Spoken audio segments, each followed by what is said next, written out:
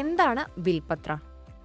ഒരു വ്യക്തിയുടെ മരണശേഷം അദ്ദേഹത്തിൻ്റെ ആസ്തികളും സ്വത്തുക്കളും എങ്ങനെ വിതരണം ചെയ്യപ്പെടണമെന്ന് നിയമപരമായി രേഖപ്പെടുത്തുന്ന ഔദ്യോഗിക രേഖയാണ് വിൽപത്രം.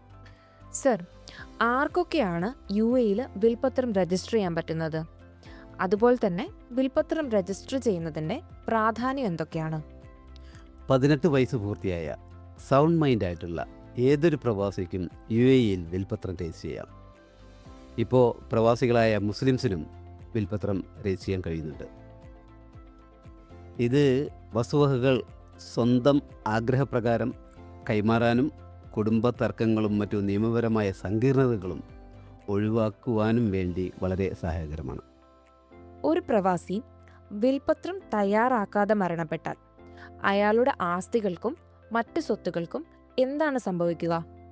UAE റെസിഡൻ്റായ ഒരു വ്യക്തി വിൽപത്രമില്ലാതെ മരണപ്പെട്ടാൽ ശരിയ ലോ പ്രകാരം കോടതി നടപടിക്രമങ്ങൾ അനുസരിച്ചായിരിക്കും ആസ്തികൾ കൈമാറ്റം ചെയ്യപ്പെടുക. ഇത് പലപ്പോഴും അനാവശ്യ കാലതാമസത്തിനും നിയമപരമായ സങ്കീർണതകൾക്കും കാരണമാകാറുണ്ട്. ഒരു വിൽപത്രത്തിൽ എന്തൊക്കെയാണ് ഉൾപ്പെടുത്താൻ കഴിയുക?